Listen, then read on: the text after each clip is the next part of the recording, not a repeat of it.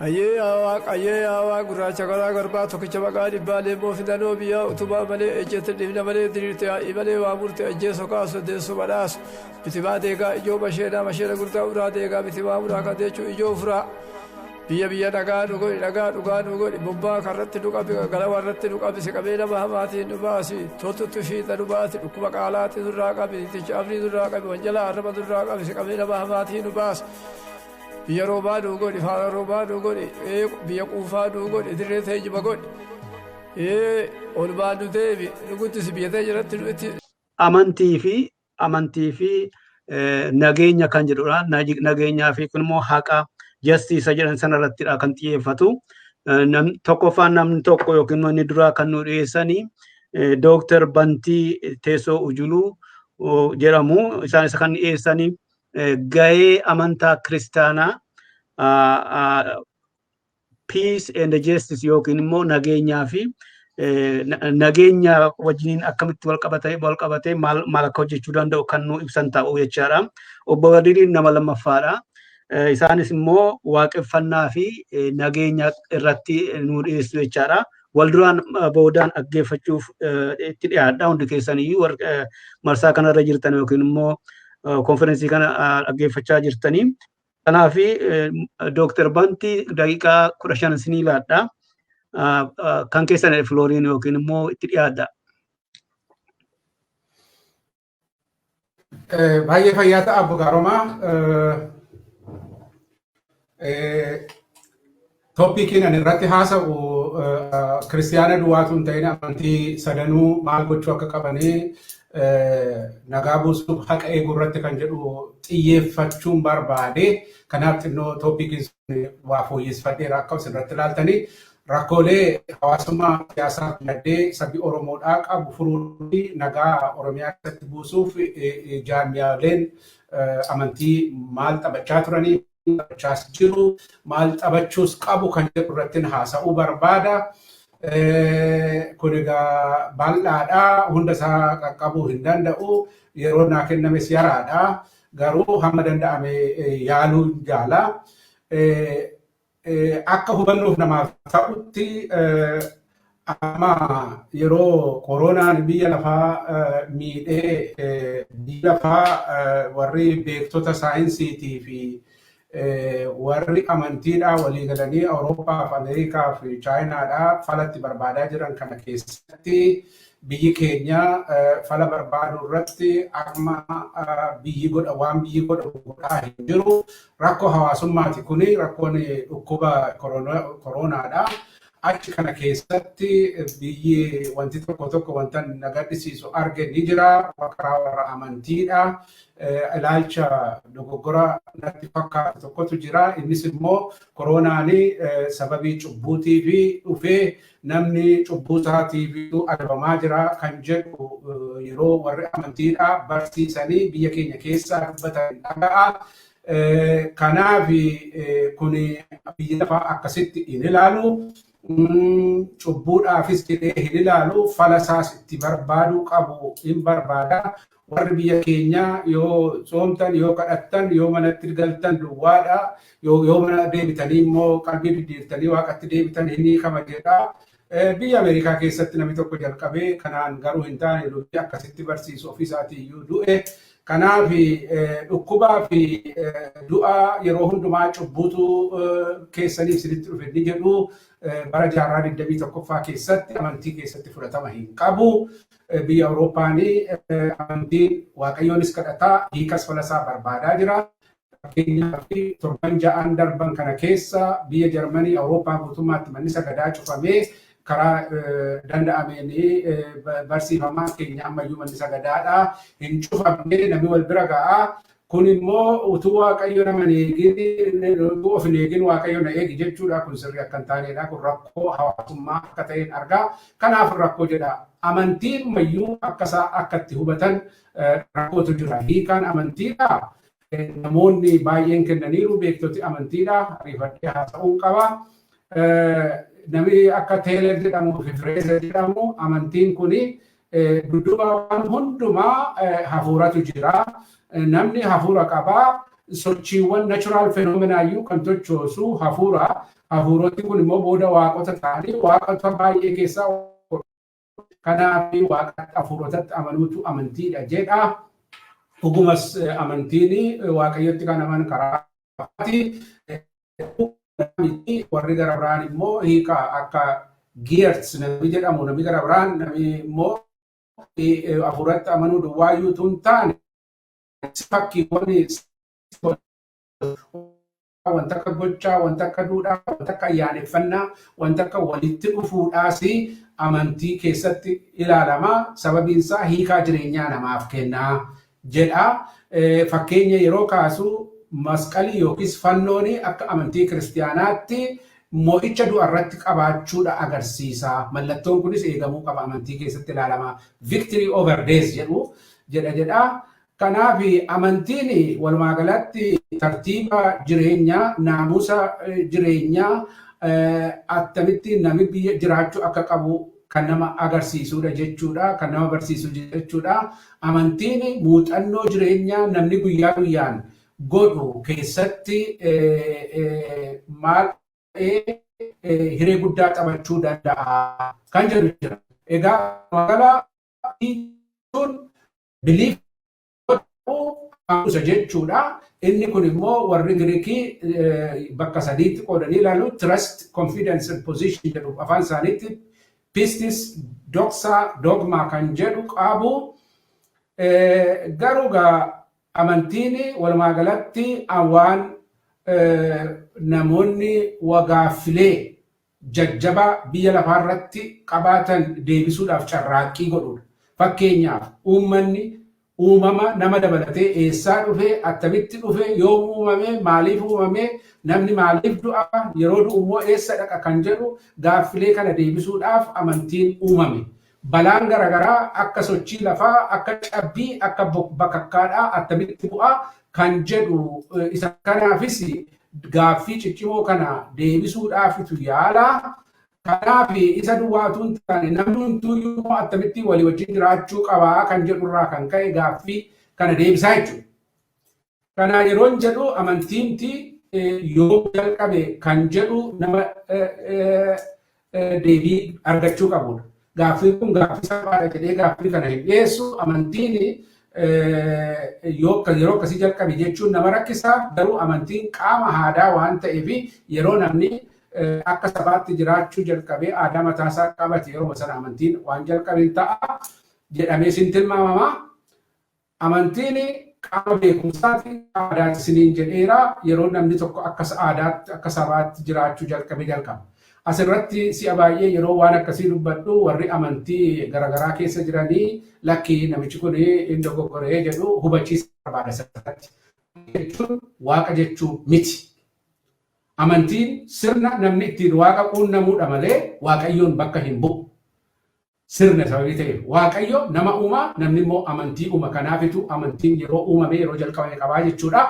Beektonni seenaatii fi arkiyooloojii, tiyooloogiidhaa afaan akka jedhanitti amantiin falaasummaatti amantiidhaa kan dura jalqabee biyya Kushii keessatti sababiinsaa qarooma Kushii wajjin jalqabame jedhu. Kanaaf qaroomni Kushii kun egaa amantii biyya lafaatiif iyyuu amantiin Kushii hundeedha kan jedhutu jira yeroo ammaa kana keessatti. Amantiin Kush kun egaa bu'uura yeroo ta'u fakkeenyaa fi magaalota akka Marawwee, Dandaraa, Keebeet kan jedhaman kun waaqota mataa isaanii hafuurota isaan bulchan qabu. Waaqoti kun immoo maqaa qabu, itti gaafatamas qabu, waaqa hunduma isaaniitii olis jiraatu qabu jedhaniitu yaadu. Fakkeenyaaf yeroo waa'ee amantii haasofnu waaqa tokkotti amanuu kan jedhu yaadatu jira. Yaadi kun immoo yeroo duraatiif jaarraa 14ffaa dhaloota Kiristoos dura jechuudha. BC sanu jennu namichi monoteizim jedhamu kan uume namicha mootii Akaneettaan jedhamu mootii warra Kushiidhaa jechuudha. Yeroo duraatiif amantiidhuma waaqa tokkotti amanuun ta'a waaqi baay'ee miti kan jedhu achirraa warri Yihuudotaa fudhatanii achirraa warri amantiin Oromoos achirraa dhufa, achirraa amantiin Kiristiyaanaa dhufa, amantii Kiristiyaanaarraa achirraa amantiin Musliimaas akka kanatti history of religioniin akka itti dhufa. Kush kun immoo qaroomni isaa waggaa 7,000 ol durayyuu Kush Empire dhaabbatee jira. BC dha amma ilaalaa waggaa 7,000 Kiristoos dura jechuun amma waggaa 2 Kiristoos 2,000 waggaa 9,000 durayyuu amantiin warra Kush kun sirriidhumatti hojjetamaa akka ture hundee qaroomaa akka turetu barreeffamootii garaagaraa ibsu. Egaa yeroodhaaf hin kaadha malee yoo gaaffiin jiraate booddeetti deemina. Warrumti qaroomina ijaarsa magaalotii ijaaranii warra lubootaa turanii warri mootummaa geggeessan isaanuma turanii isaan kun egaa warra mana sagadaa dhaabanii bakka waaqeffannaadhaa jechuudha. Seera mootummaas kan waldaa kiristiyaanaa yookiis immoo kan warra amantii warra Kushis kan dhaabe isaan kun egaa bara waggaa dheeraa keessa kan jalqabanidha jechuudha. Achi jalqaba amantiin. Amantiin kun egaa warra sana isaan jalqabantu warri Kushiidha.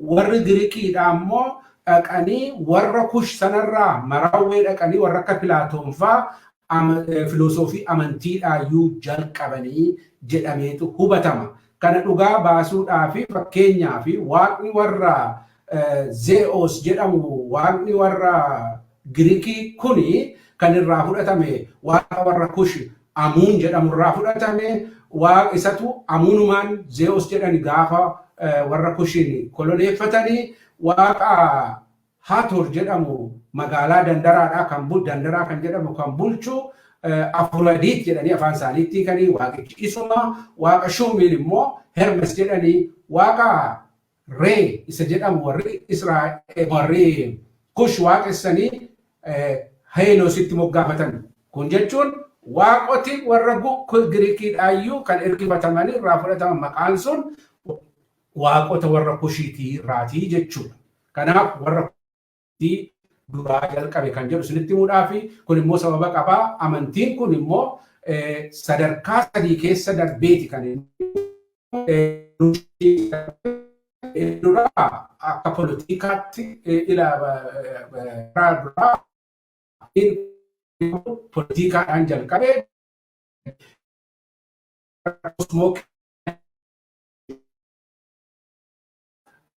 waaqayyoon warra akka urjii aduufaa kun waaqa mul'isu kan jedhutu filosoofiin guddate irraa dhufee waa'een qulqullummaa dhufee waa'een yeroo lakkaa'uudhaa dhufee achi cosmic dimension isa jedhamu. Kanaafitu waaqni inni Horus jedhaman sun achirraatu dhufan jechuudha.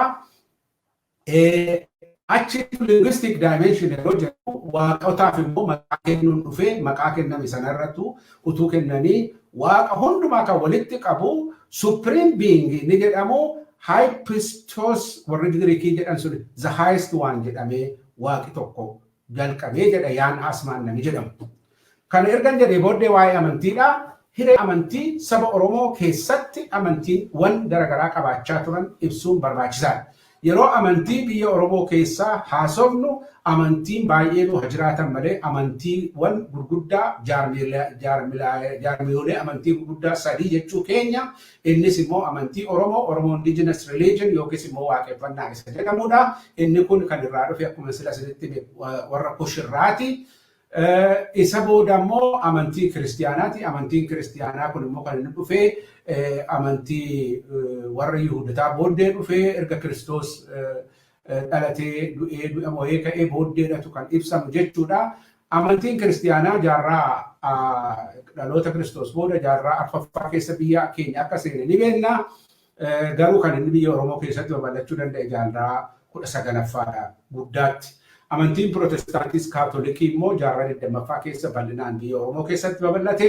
Amantiin Islaamaa immoo jaarraa 7ffaa keessa iyyuu bara Nabiyyi Muhammadii biyya kaaba biyya Itoophiyaa jedhamu kana galuu isaatu dubbatama. Garuu bal'inaan gara bahaatti kan inni bal'ate jaarraa 15ffaa keessa jechuudha. Oromoo keessatti garuu bal'inaan jaarraa 19ffaadha. Fakkeenyaaf 5 Gibee States warri jedhaman gara dhiyaatti amantiin Islaamaa Limmoo Innaariyaa jalqabee hamma Jimmaatti kan inni dhaabbatee bara 1800 kaasee hamma 1832tti akka babal'atetu ilaalama amantiin kun. Amantiin haaraan lamaan dhufan kun ta'ee amantiin Oromoodhaa walumaa galatti bu'aa uummataaf buusaniiru moo hin buufne yoo jedhamee ilaalame dimshaashatti buusaniiru. Amantiin bu'aa hin buufne jechuu hin dandeenyu. Sababiinsaa amantiin nama tokko naamusa akka inni qabatu, safuu akka inni eegu, nagaadhaan akka inni jiraatu, nagaa akka buusu, nagaan walii wajjin akka jiraatu, jaalala akka qabaatu, nagaa kana immoo ofii isaatii jalqabee of keessatti nagaa qabaatee, maatii isaa keessatti nagaa qabaatee, hollaa isaa keessatti nagaa qabaatee, naannoo isaa keessatti nagaa qabaatee, biyya isaa keessatti nagaa qabaatee akka jiraatu godha jechuudha. Kanumaaf iyyuu amantii Oromoo keessatti waaqni nagaa, hawaasni nagaa, alli nagaa jedhee qomoon nagaa jedhamee dubbatamaa. Kaayyoon amantiidhaa nagaa labsu, nagaa buusu, bakka nagaan boora'etti araarsuudha waan ta'eef akka kanatti ilaala amantiin Oromoodhaa. Kanaaf amantii nagaati jedhama. Isa kanarratti illee namni Badiruun booddee dubbata. Hangaruu amantii kiristiyaanaa Ortodoksiis, Protestaantis, Kaatolikiitti walumaa gala cuunfaan ergaan amantii kiristiyaanaadhaa amantii nagaati. Maaliif akkas asirratti fakkaate? Kan itti amananii namootatu cubbuu hojjetee waaqaaf nama gidduu rakkoon dhalatee, kanaaf waaqaaf nama walitti nagaa waaqaaf nama gidduu buusuudhaaf Yesuus Kiristoos dhufee dhalatee. Yesuus Kiristoos kun dhufee dhalatee du'ee du'a moo'ee yeroo ka'u nagaa waaqaaf nama gidduutti, namootaaf namoota gidduutti nagaa buusee jedhaniitu Yesuus Kiristoosin akka kanatti barsiisna, akka kanatti barsiisu. Kanaaf amantiin kiristiyaanaa inni tokkoffaan hojiinsaa nagaa buusuudha, nagaa ijaaruudha.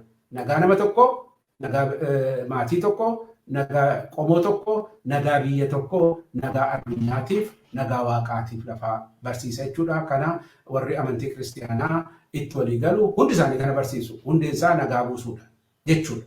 Kanaaf waaqaaf namatu walitti araarame, namaaf namatu immoo akkasumatti wal araaramee nagaadhaan jiraata, nagaatu uumamaa jechuudha.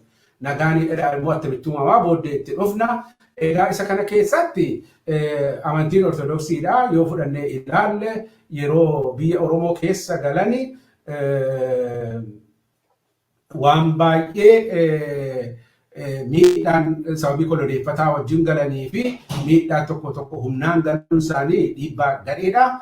Garuu erga biyyicha keessa galanii immoo wanta akka duudhaa amantii Oromoo keessaa waan akka teetee hammachiisaa dhibaayyuu hanga tokko obsa godhatanii ilaaluu godhaniiru ittiin jiraataniiru. Garuu siyaasaa fi dinagdee hawaasummaa Oromoo irratti dhiibbaa hin barbaachifne amantiin Ortodoksiidhaa godheera. Lafa Oromoo saamuu irratti hirmaateera. Afaan Oromoo balleessuu irratti sochii guddaa godhaniiru. Kan nama gaddisiisu immoo qabsoo bilisummaa Oromoo dura dhaabbachamaa tureera, dhaabbachaas jiru. Kun immoo sirrii akka hin taane asirratti dubbachuun barbaada. Amantiin Kaatolikiidhaa fi Protestaantiidhaa immoo biyya Oromoo keessa yeroo seenan qaroomina ammayyaa manneetiin barnootaa, manneetii qorichaa dhaabuudhaan hawaasa Oromoodhaa jijjiiraniiru, waan gaarii hojjetaniiru.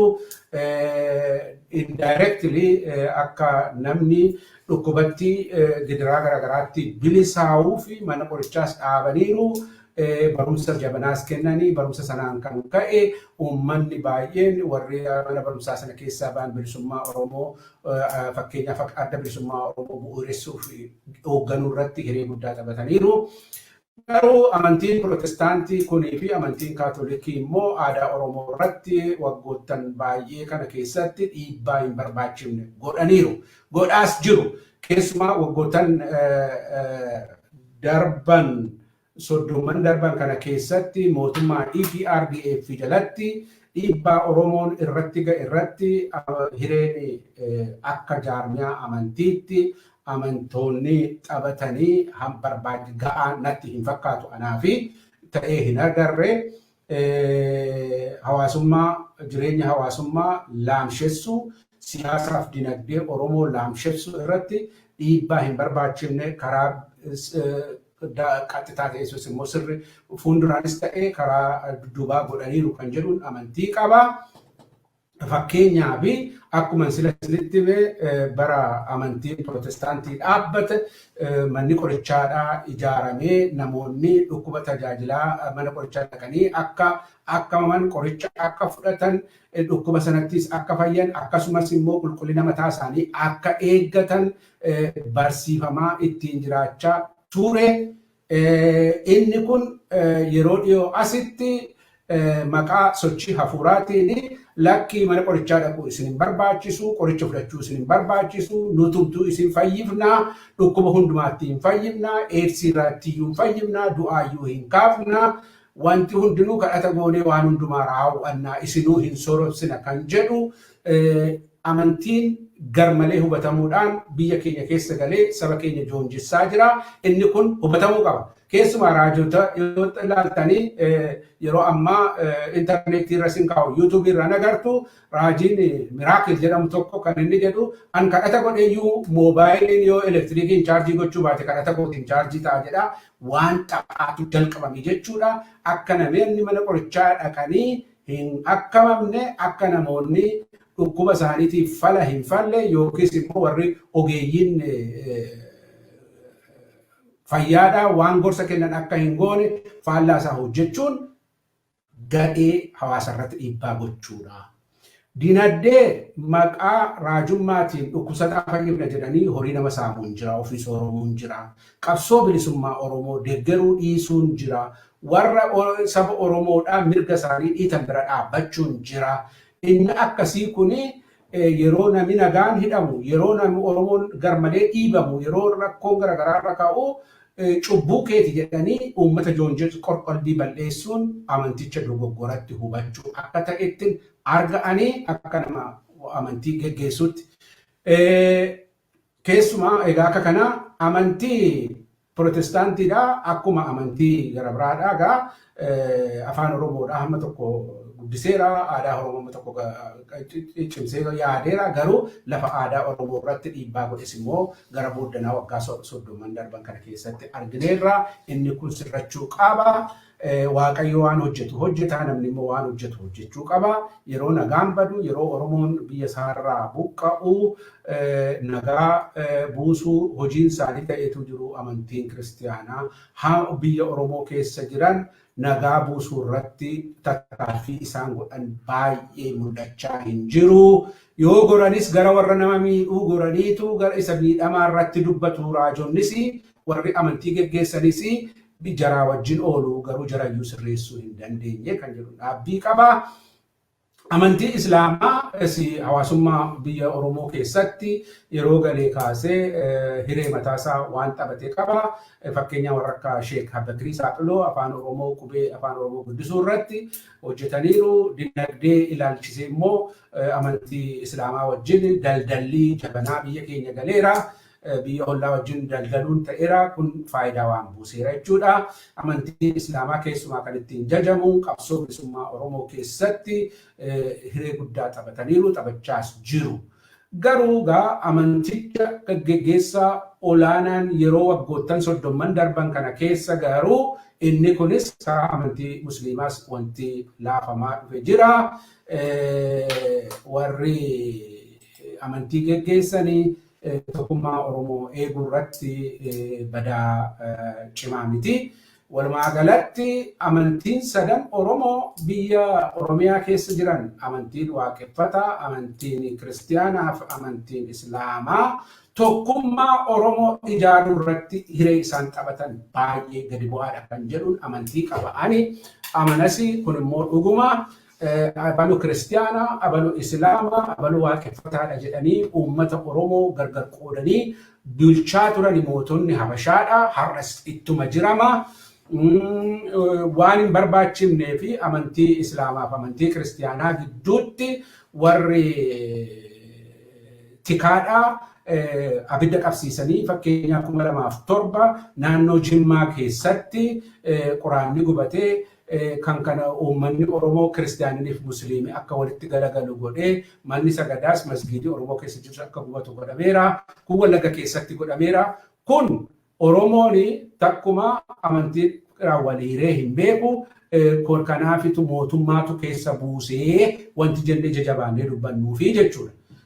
Karaa gara biraa amantoota duwwaa amantii kan ilaallatu barsiisa amantii kan ilaallatu kan Oromoo gargar hira jedhee kan yaadu qalma kiristaanaaf qalma islaamaa waan jedhamu tokkotu jira. Biyya Itoophiyaa keessatti eenyutu qalee qalma kana kiristaana immoo qalamoo jedhanii islaam sigaamete kiristaan sigaamete jedhanii gargar baasanii nyaatu. Ta'uu biyya Ameerikaa biyya Awurooppaa kana garuu wanta akkasii hin jiru. Maaliif warra Awurooppaatiif Ameerikaa irraa nu hin barreef hin beeku kana kan fooyyessuu danda'an barsiisota amantii kiristaanaa barsiisota amantii musliimaati sila kun akka nama xureessine. Gara biraa wanti tokkummaa Oromoo amantii Oromoo keessatti rakkoo hawaasa Oromoo keessatti uume tokkummaa Oromoo diige kan jedhu ilaalcha amantiin sirriin kan keenya qofaadha kan jedhu qabu. Islaamni kan kootu amantii isa sirriidha. Kiristaanni kan kootu isa sirriidha jedha.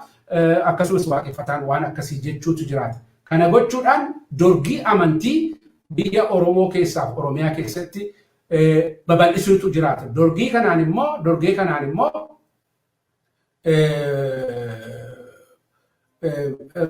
hojiin isaa namni hundinuyyuu hojii misiyoonummaa as akka jaarraa 19ffaatti ka'eera. Yoomin nama baay'ee gara kootti galagalchaa manneetii waaqeffannaa baay'ee yoom ijaarradhaa miseensa baay'ee Oromoo keessaa yooman horadha jedhaniitu dorgomaa jiru. Kan ammoo bara mootummaa EPRDF keessa biyya Oromiyaa keessatti ta'e jedhamee amantii gidduutti dorgommiin akka dhalatuu fi wal danda'uunii fi wal kabajuun akka hin dhalanne hojjetan isa kanaaf meeshaa ta'aniiru. Warri amantii geggeessan garuu kanatti dammaqanii lakkii amantiin akka kana miti jedhanii Oromoo tokko taasisuu irratti tarkaanfii isaan godhan hin jiru. Inni kun immoo nagaa balleesseera jechuudha. Amantiif amantii gidduutti nagaa badaa, qomoof qomoo gidduutti nagaa badaa, biyyaa biyya gidduutti nagaa badaa, sabaa saba gidduutti nagaa badaa kanarraa kan dhufe jechuudha. Garuu Awurooppaan akka kanatti hin jiru. Amantiin walii wajjin akkamittiin akka jiraachuu qabu isinitti himuu yaala. Amantiin Oromoo sadanuu kan gochuu qaban falli maalii kan jedhu.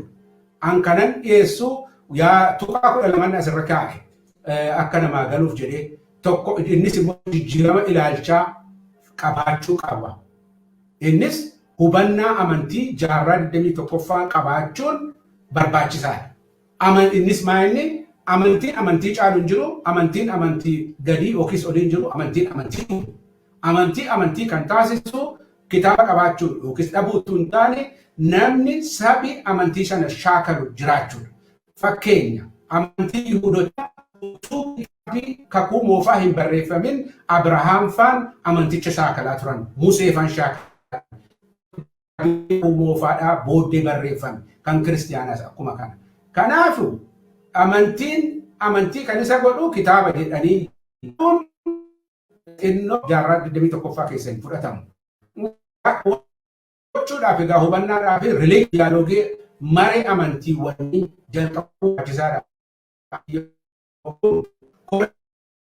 Ariifachiisaa inta qabanii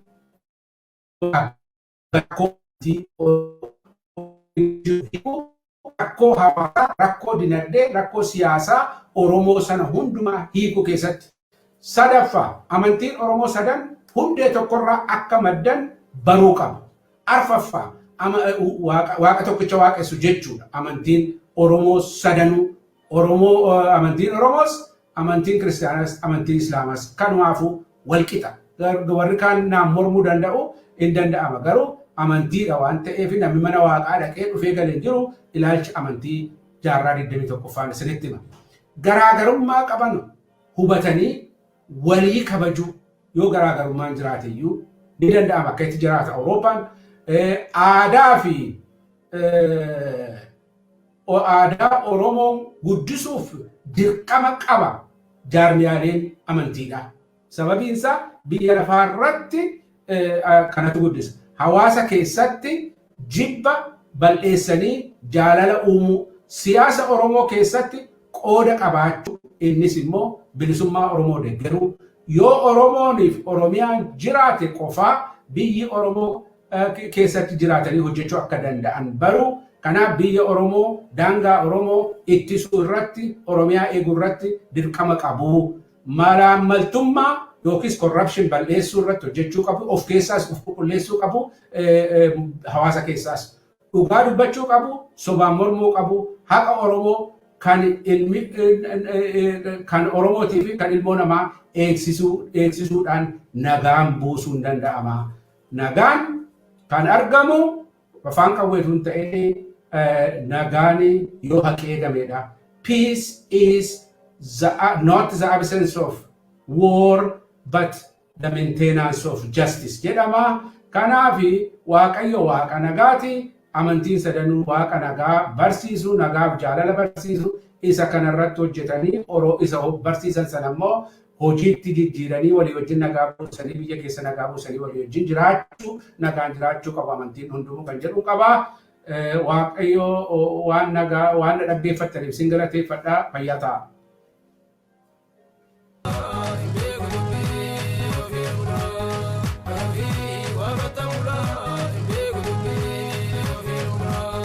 Jalala vanto mulata irana tuke mulata ataji bode mulata oromo rava wagatupata sene karana gae tai galmana gae kadate ta wagarade alofi wagatabula inde kutubi ofi bula alofi wagatabula inde kutubi ofi bula alofi wagatabula inde kutubi ofi bula yalana vanto mulata irana tuke mulata atati bode mulata oromo wagatupata sene karana gae tai galmana gae kadate ratrade alofi wagatabula inde kutubi Okay, luba bantii guddaa galatoomaa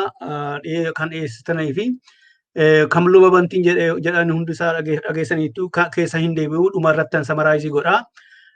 Amma kan itti aanu obbo Badrii Adam ta'u obbo Badriini waaqeffannaa fi nageenya irratti kan nu dhiyeessanii obbo Badrii gara fuulduraatti nuuf fide waggaarii galatoomaa. Itti fufi obbo Badrii.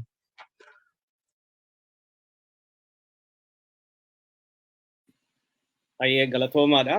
Egaa Dr. Ujulu fayyaa ta'ii ulfaadhu egaa waa'ee dhimma amantiilee biroo hundee isaa inni nu ibseeti jira. Egaa keenya waaqeffannaa irratti waan xiyyeeffadhu wanni jiru akka inni jeesanitti sidaafuu hundi keenyaa beekna hundeen waaqni tokko jiru kana hundeen isaa akka warra kushirraa dhufe hundi keenyaahu irratti walii galla akkasitti barsiifamaas idil addunyaa irratti garuu ammaan tana dhimma gartee waaqeffannaan keessattuu eegaa dhaabbata tahee jaaramee nam tokkeedhaan sossohuu bira dabree akka dhaabbata hordoftoota amantii waaqeffannatti wanni barsiifamu ilaalchaa fi sagantaan isaa maal akka fakkaatu gaa namootan hedduun asumaan akka dhagaaniisi dhaabbanni hordoftoota amantii waaqeffannaa biyya keessatti eega hundaa'ee heeraa fi seera isaa fudhatee ittiin bulmaata mataa isaa hundee bu'uura sirna gadaa Oromoo godhatee eega sossoo'uu eegalee waggaa kurnaffaa isaa gahee jirammayi. Egaa kana keessatti gara galmoota 392 qaba ammaan tana biyyootan Oromiyaadhaa fi biyyoota Kibbaatii fi naannawa Amaaraa dabalatee akkasuma naannawa Torontottis galma tokko qabaa jechuudha. Egaa barsiifamni waa'ee dhimma nagayaa irratti ilaalchisee ilaalcha waaqeffannaa keessatti nagayni iddoo guddoodha qaba. Iddoon guddoo qaba waa jennu kan barsiifamuusi jiruu fi jireenyi Oromoodha waan waloo tahee fi nageenyi waloodha hedduu barbaachisa. barbaachisaa ta'e waan ta'eef dhugaadhaan bulaa. Dhugaadhaan buluu jechuun ammoo badii fi dogoggora jiruu fi jireenya hawaasa keessatti mudatu karaa dadaa takka ammoo araaraa saniini raawwata fixataasi raawwataasi hundee jiruu fi jireenya waan ta'eef nageenyi akka hawaasa san keessatti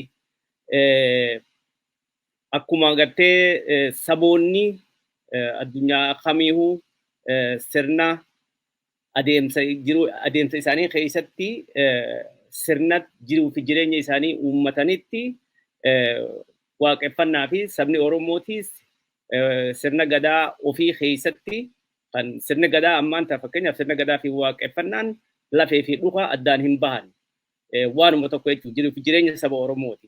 Kana keessatti sabni Oromoodha akkuma reefuun ta'allee lubni Ujuluu Bantii tuqeetti jira.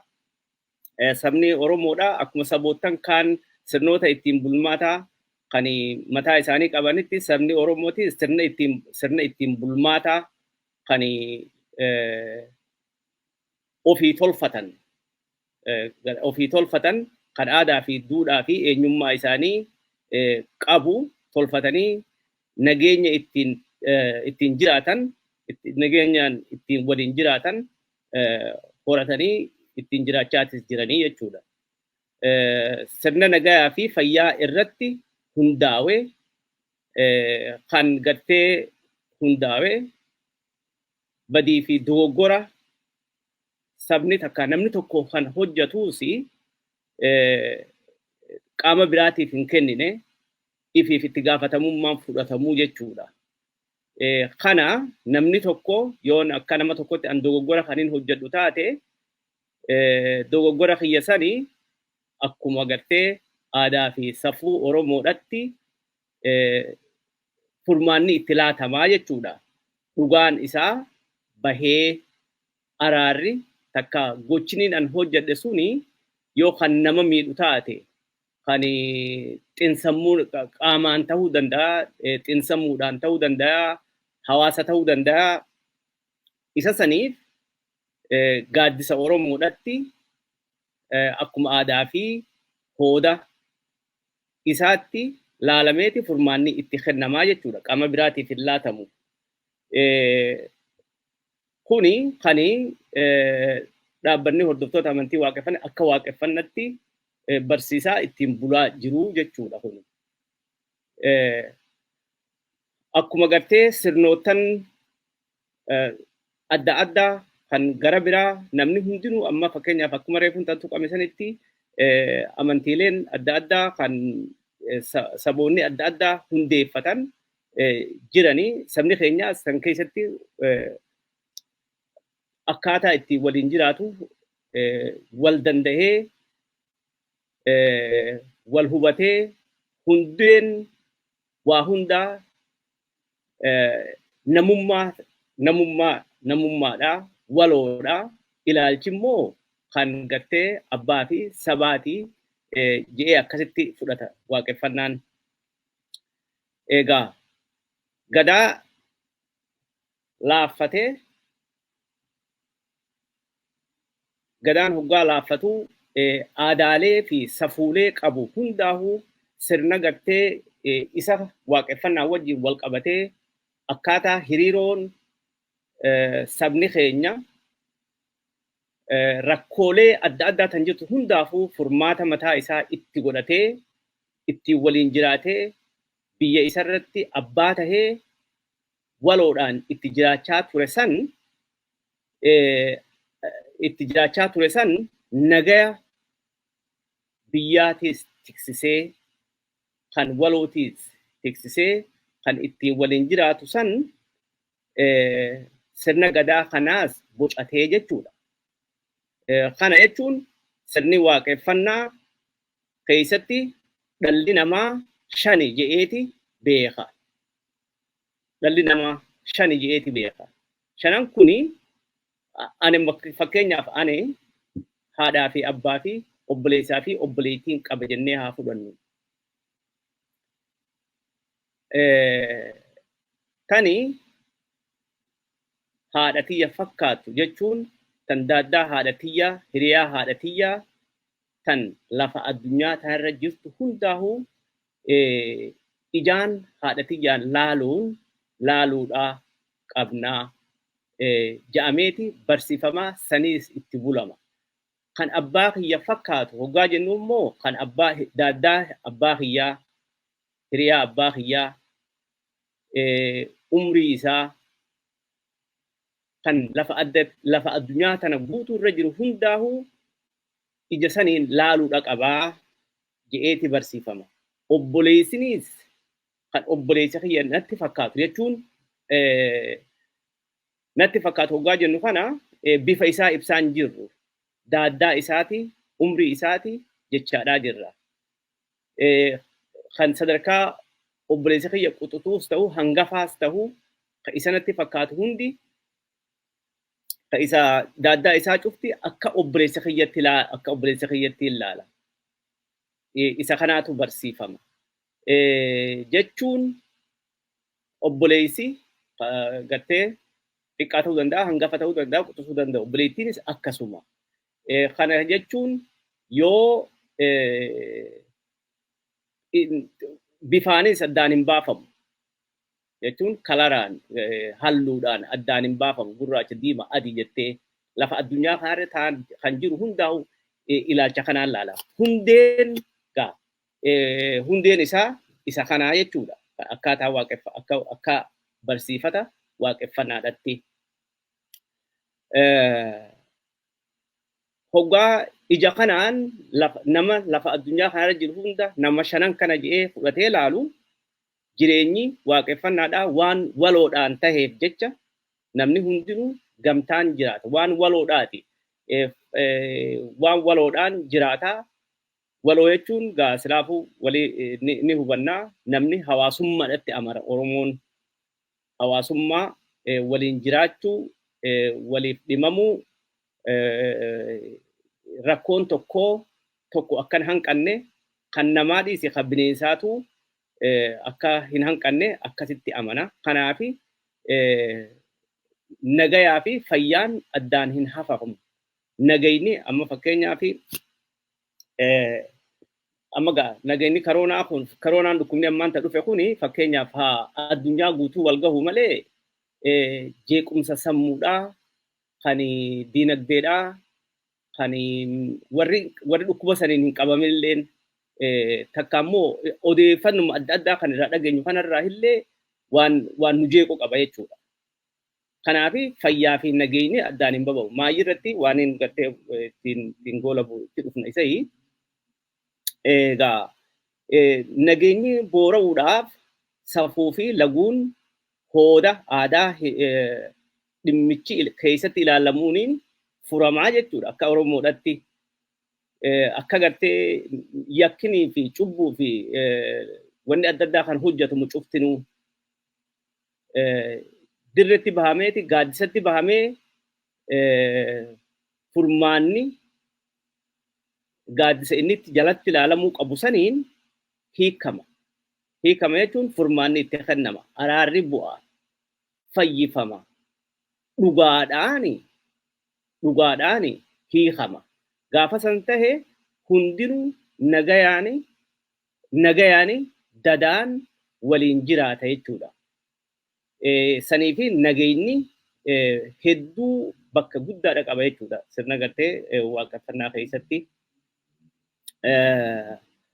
Waaqeffannaa fi sirna gadaadhaa akkuma kanaan dura jeesanii lafee fi dhukaa addaan hin bahu ittiin bulmaata mirgi dhalli namaa fi dachii fi uumamni biroo mara tiksee waliin jiraatudha.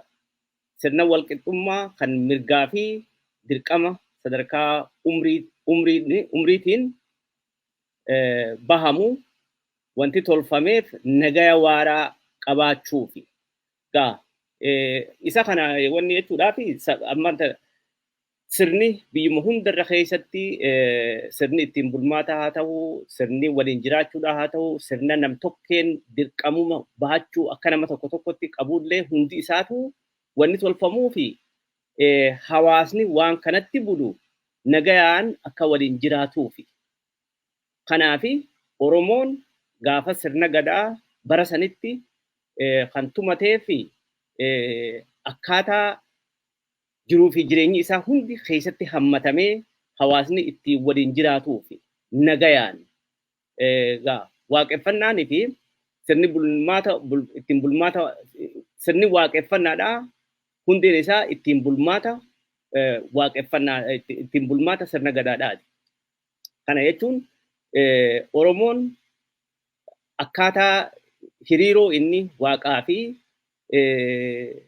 waaqaa wajjin ittiin qabaatu sirnuma gadaa keessatti kaawwatee jira jechuudha.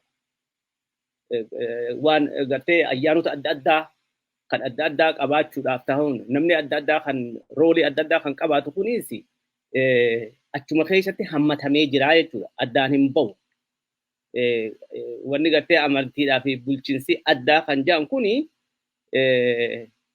tooftaa amantiileen tooftaa sirnoonni biraa kan ilaalcha ummata gurraachaa ittiin booreessuudhaaf takka ittiin balleessuudhaaf takka bakka biraatiin bakka buusuudhaaf tolfamee fi akkasitti fudhannaa akkasitti ilaallaasi.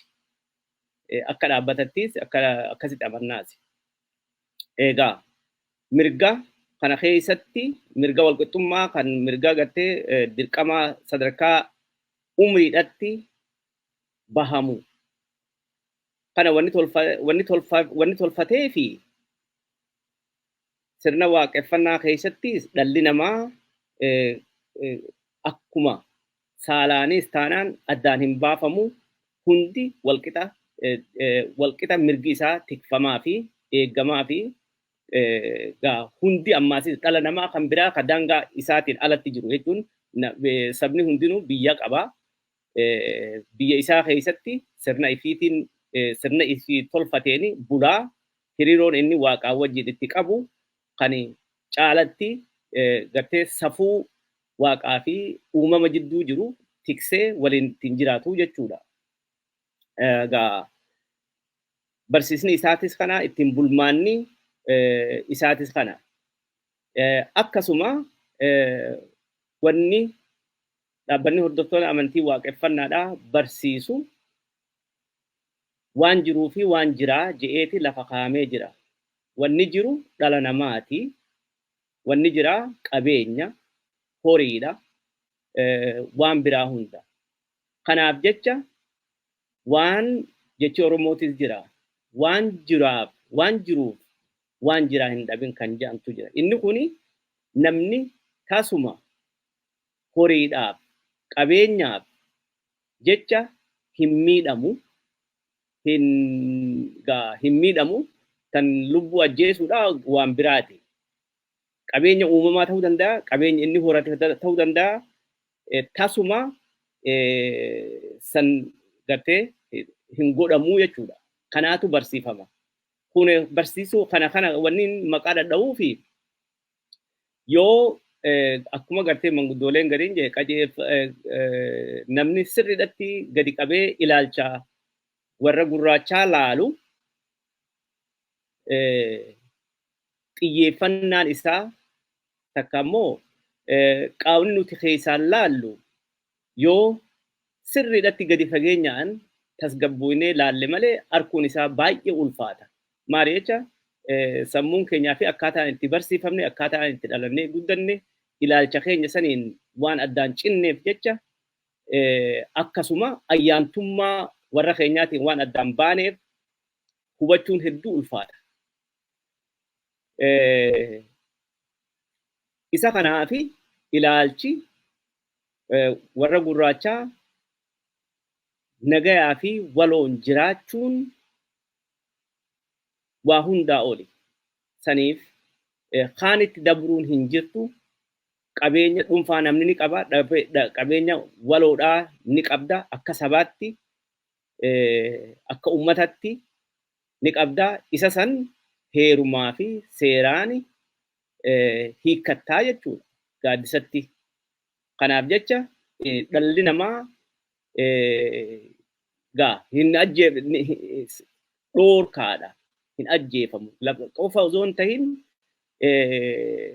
akka bara ammaan tanaa kanan nam tokkeen qoftiin waan hojii hojjeteef itti gaafatamuu miti. Maali jecha yakki akkuma wal dhabuuni kan nam tokketti hafu oolu jira.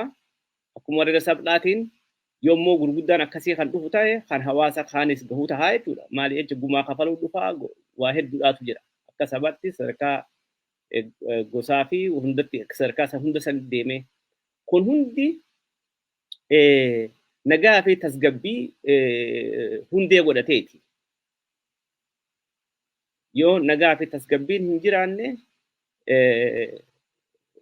gartee jireenyi hin jiruu jechuudha. Akkaataan waaqeffannaan kani inni irratti hundaa'u akkuma kanaan dura irra deddeebi'u kan taane egaa nagaya dhimma nagayaa qofa irratti hoggaa xiyyeeffannee dubbannu naannawa isaatiifis akkaataa ittiin gartee itti ilaaluu qaba. Amma fakkeenyaaf nagayni naannawaa yoo bosonti jiraatte bosona san ciree hin dhabamsiisu, biqiltuu nagama hin muru. Kana jechuun achi fageessanii yoo kan laalamu taate bosonti gaafa ciramtu lafaatu aduudhaaf saaxilama, qabbanaa fi ho'uudhaaf saaxilamti.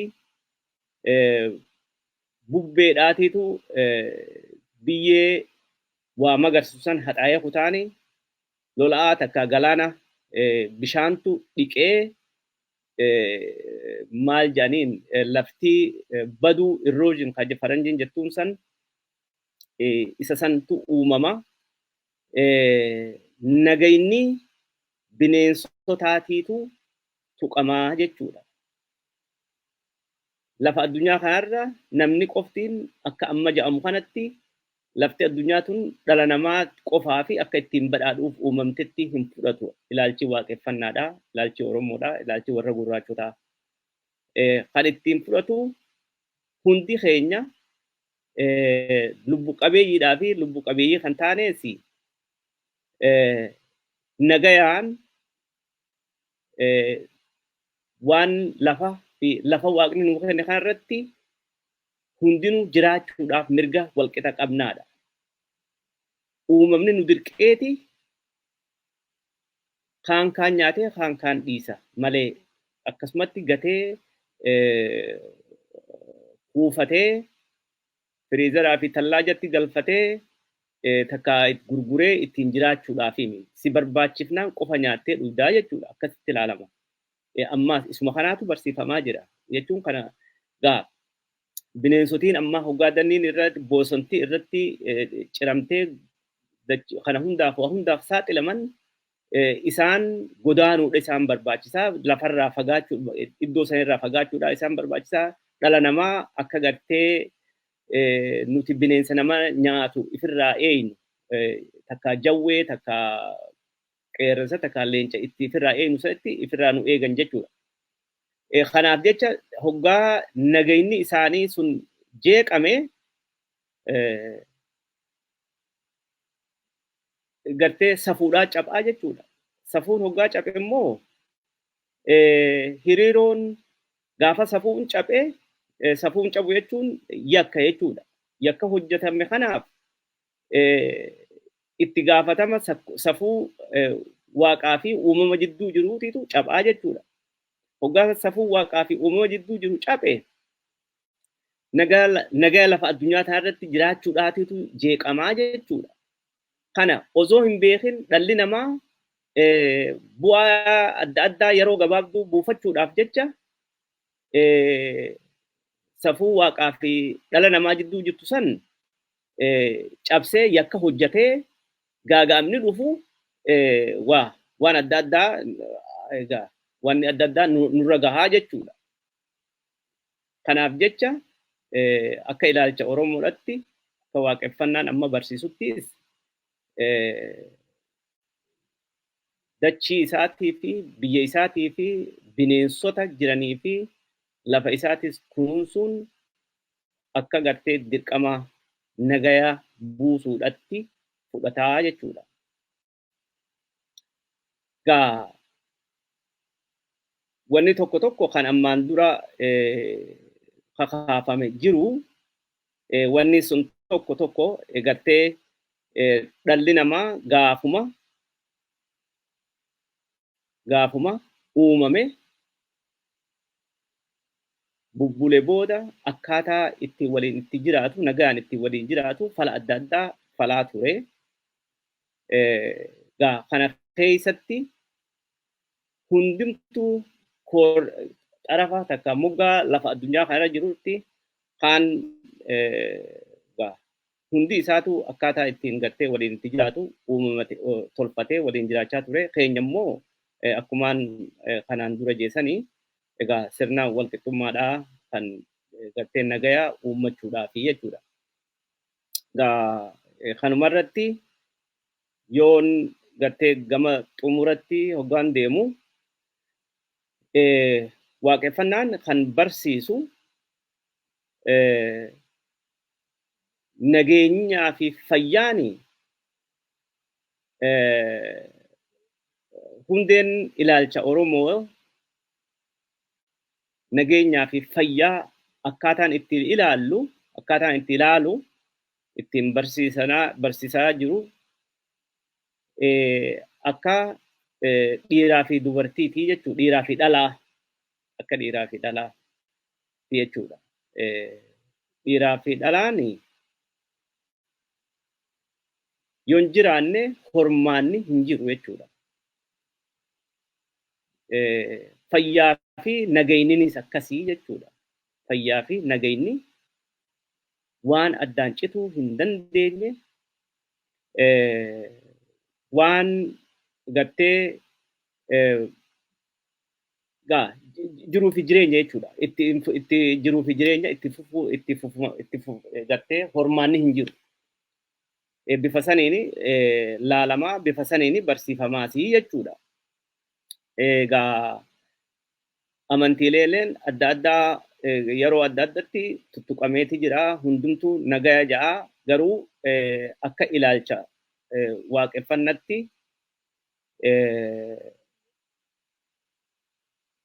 waan tokko sirreessuudhaa fi dogoggora hojjetame sirreessuudhaa fi wanni guddaan dhugaa jirtu baasuudha.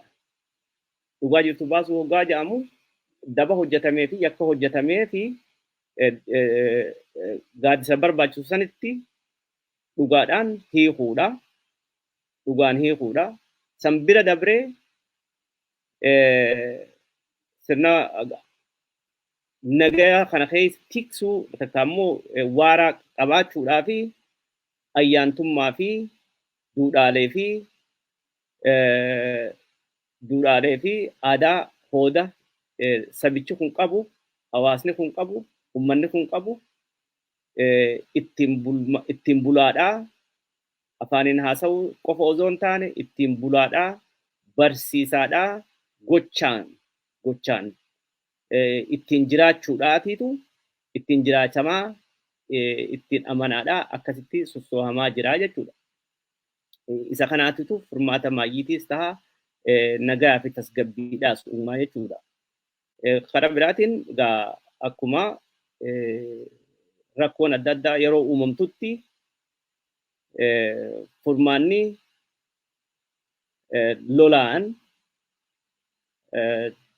lolaan takka immoo doorsisaan hin hiikamu mariidhaa fi dhugaa baasuudhaanii hiikamaa jechuun yommaan tana fakkeenyaaf akka addunyaa irratti yommaan tana argaa jirru kanatti akka ilaalcha warra gurraachatatti nagaya uumuudhaaf loltee cabsitee akka ifii barbaadu sanitti akka isaan bulan gooteetii miti jechuudha. gartee laafumatti mariidhaa fi dhugaa baasu eenyutu dhugaa qabaa baasanii akkamitti dhugaan sun gaaddisa sanitti osoo shiraa fi waan adda addaatiin hin taa'amne mariidhaan hiikaniiti nagayni bu'aa jechuudha. Nagayni buunaan fayyaatu jira jechuudha. Nagaa fi fayyaan kanaaf addaan hin bahamu jedhameeti akkasitti ilaalama. Kanuma wanni gartee hundeen ilaalcha takka sagantaa warra abbaa Oromoodha. Barsiisni dhaabbatichaatis nagaya laalchisee bifuma kana fakkaataa jechuudha. Kanuma fayyaa dahaadhaa horaa bulaadhaa bakka gaafii fi deebiin yoo kan jiraatu taate achumarratti waliif kennina nagaa fi fayyaan jiraadha.